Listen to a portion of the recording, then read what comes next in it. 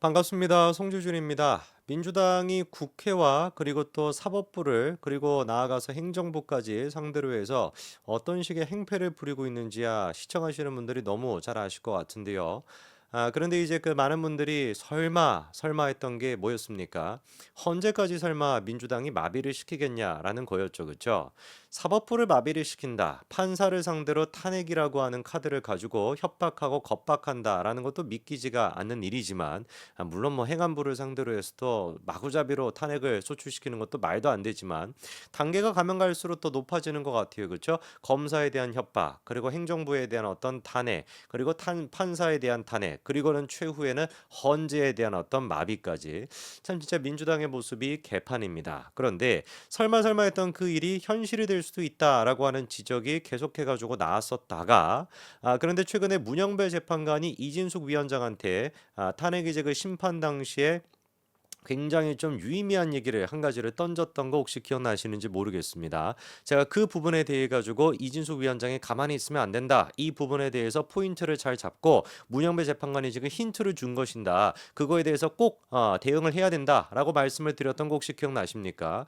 실제로 이진숙 위원장이 문영배 재판관의 그 얘기를 듣고 행동에 옮겼고요. 그리고 그 행동이 실제로 헌재가 응답까지 해가지고 결과적으로 민주당이 헌재를 마비시키겠다라고 하는 그 꿈은 그 망상은 허프로 그냥 끝나게 됐습니다. 그런데 우리가 여기서 봐야 되는 것이 헌재가 일단 기본적으로 마비가 되는 것은 막아내긴 막아냈어요.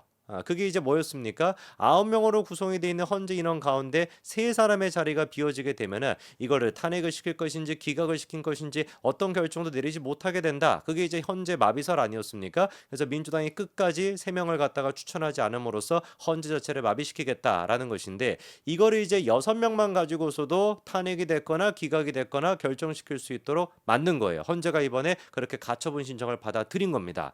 여기서 그런데 문제가 되는 것은 6명으로 됐었을 때 같은 경우는 과반수로 결정을 하는 것이 아니라 만장일치로 결정이 돼야 된다라는 겁니다. 근데 문제가 무엇이냐면은 6명 가운데 2명 정도가 진보로 분류가 되는 분이고요. 나머지 4명 같은 경우는 중도거나 보수로 분류가 되는 분이거든요.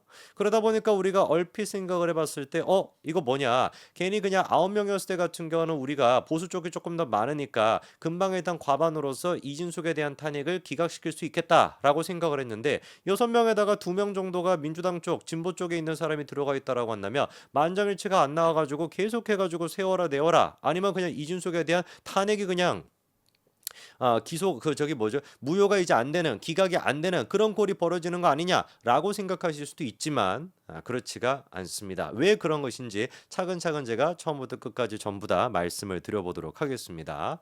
자, 지난번에 한 2주 전까지만 하더라도 신문 사설들조차 이렇게 썼었습니다. 오죽하면 헌재 재판관이 헌재 마비를 우려하면서 국회를 질책하겠는가 이런 얘기가 나왔었는데 여기서 말하는 그 재판관 국회를 질책했다라고 하는 재판관이 바로 문영배 재판관입니다. 이분의 이름을 여러분들이 잘 기억해 두셔야 됩니다. 자, 문영배 재판관이 지난 8일에 이제 헌재에서 이제 이진숙 위원장에 대한 탄핵 심판 변론 준비 기일 그때 당시에 국회 측인 이문태 변호사를 상대로 다음과 같이 얘기를 했습니다. 조금만 지나게 되면 재판관 3명이 공석이 될 가능성이 있다. 그러면 6명이 남게 되는 것이고 6명이면 헌법재판소 법에 따라서 변론을 할 수가 없지 않냐. 청구인 즉 국회 입장은 무엇이냐 이렇게 이제 이문태 변호사한테 물어봤습니다. 자, 그러면 이문태 변호사는 뭐라고 답을 해야 될까요? 지도 모른다가 답이죠. 그죠? 지가 뭐 알겠습니까? 지가 뭐 국회를 이제 뭐 대변해 가지고 얘기하는 것도 아닐 텐데. 근데 희한하게 이제 이문태 변호사가 뭐라고 했냐? 특별히 없습니다. 이렇게 얘기를 해 버렸어요. 특별히 그러니까 뭔가 방법이 없습니다. 이런 식으로 자기가 주제넘게 그냥 얘기를 했던 거죠. 그러다 보니까 이제 문영배 재판관이 그 얘기를 듣고 약간 좀 비아냥거리듯이 입장이 없으시니까 대응 방식도 없으시겠네요. 이렇게 약간 좀 꼽을 줬습니다. 자, 근데 여기서 중요한 것은 뭐냐? 이진수 위원장한테도 마찬가지로 문영배 재판관이 질문했던 거예요. 뭐라고 질문했냐? 국회는 탄핵 소추를 했고 헌법에 따라 탄핵 심판이 열렸는데 국회가 재판관을 선출하지 않았고 국회가 만든 법률에 따르면 변론을 열 수가 없다. 그러면 피청구인 도대체 이준석 위원장의 대응 방식이 무엇입니까? 라고 물어봤더니 당연히 이준석 위원장 같은 경우 딱히 뭐 대응 방법이 없다라는 식으로 얘기를 했죠. 그랬더니만 그 얘기를 듣고 문영배 재판관의 반응이 뭐였냐? 억울하다고만 할 게 아니라 법적인 억울함에 대한 대응 방안을 생각하셔야 된다. 한번 검토해봐라. 헌법은 법률의 상위다. 이렇게 얘기했어요. 여기서 중요한 것이 뭐냐? 헌법은 법률의 상위라고 하는 건 뭐겠습니까? 국회가 만든 법, 그 법보다 상위법이 뭐라는 거예요? 헌법이라는 것이죠. 그러면 앞에 아까 얘기했던 게 뭐였습니까? 국회는 탄핵 소추를 했고 헌법에 따라 탄핵 심판이 열렸는데 국회가 만든 법률에 따르면 결국에 변론을 할 수가 없는 지금 상태다. 이게 지금 힌트가 뭐겠습니까? 헌법재판소는 헌법에 따라 가지고 돼 있는 대로 잘 지금 진행이 되고 있는데 국회가 만든 법률에 따라 가지고 국회가 심지어 이제 재판관을 선출을 안 하고 있다 보니까 그래 가지고 국회가 만든 법으로 인해서 헌재가 지금 마비가 될 상태입니다. 그러니까 뭐겠습니까? 국회가 만든 법에 뭔가 문제가 있다라는 걸 암시를 하는 것이죠. 그리고 마지막에 쐐기를 받았던 게 뭡니까? 한번 검토해봐라. 헌법은 법률의 상이다. 국회가 만든 법은 한계가 있고 문제가 있지만 그 상위법이라고 하는 헌법을 통해 가지고 그 국회의 법을 갖다가 어떻게 무력화시킬 수 있는 방안이 있다라고 힌트를 준 거 아니겠어요? 그래서 대법원의 이진숙 위원장이 헌재에다가 어떻게 했냐? 가처분 신청을 갖다가 냈던 겁니다. 헌재 재판소에 대해 가지고 헌재가 가처분 신청을 내려주십시오라고 헌재가 결정해달라고 그렇게 가처분 신청을 낸 겁니다. 자, 그 결과가 이번에 나왔는데요. 결국에 뭐냐? 헌재가 마비가 될 수 있는 것을 헌재 스스로 막게 되었습니다. 가처분 신청을 인용을 한 것이고요. 그냥 인용한 것도 아니고 재판관 전체 다 만장일치로 이거를 받아들였습니다. 자, 그래가지고 이진수 위원장이 뭐라고 일단 그렇게 냈냐?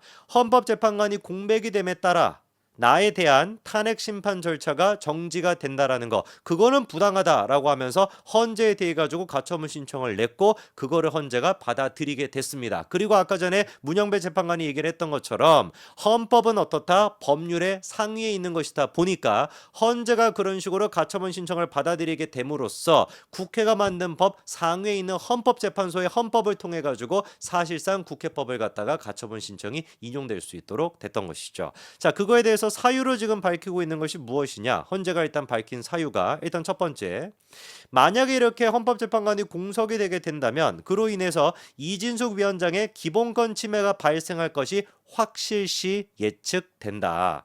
그리고 헌법은 신속한 재판을 받을 권리를 국민의 기본권으로 규정하고 있다. 이 무슨 말이겠습니까? 신속하게 재판을 받을 수 있는 권리, 그게 이진숙 위원장이 자기 책임도 아니고 자기 문제도 없는 것인데 국회 저 찌끄러기 같은 애들로 인해 가지고 재판관이 선출이 안 됨에 따라 가지고 지연이 된다라는 건 이렇게 기본권이 위배가 된다라는 것이죠. 그리고 두 번째 같은 경우는 국회의 탄핵 소추를 받은 이진숙 위원장은 헌재 탄핵 심판이 있을 때까지 권한이 정지되기 때문에 탄핵 심판은 신중하면서도 신속하게 진행이 되어야 한다. 당연한 거 아니겠습니까? 탄핵 소추가 통과가 됐다라는 것만으로도 직무 정지가 돼버리다 보니까 지금 이제 헌재 재판관들이 만장일치로 밝히고 있는 것처럼 더더욱 탄핵은 신중하게 이루어져야 되고 신속하게 돼야 된다. 그런데 탄핵이 신중해야 되고 신속해야 된다. 이 두 가지에게 정면으로 지금 반대 입장에 있는 게 누굽니까? 민주당이죠. 그렇지 않겠습니까? 자, 그러다 보니까 이제 남아있는 6명이 전원으로 동의를 해줘야 그래야지 이진숙 위원장에 대한 기각 여부가 결정이 되게 되는 것인데, 말씀을 드린 것처럼 4명 같은 경우는 중도 보수 쪽으로 지금 분류가 되고요. 2분 같은 경우는 진보 쪽으로 분류가 되는데, 아까 제가 혹시 이름을 잘 기억해 두셔라 라고 말씀드렸던 재판관 기억나십니까? 그쵸? 문영배 재판관 아니었습니까? 문영배 재판관이 실제로는 진보 쪽으로 분류가 됩니다.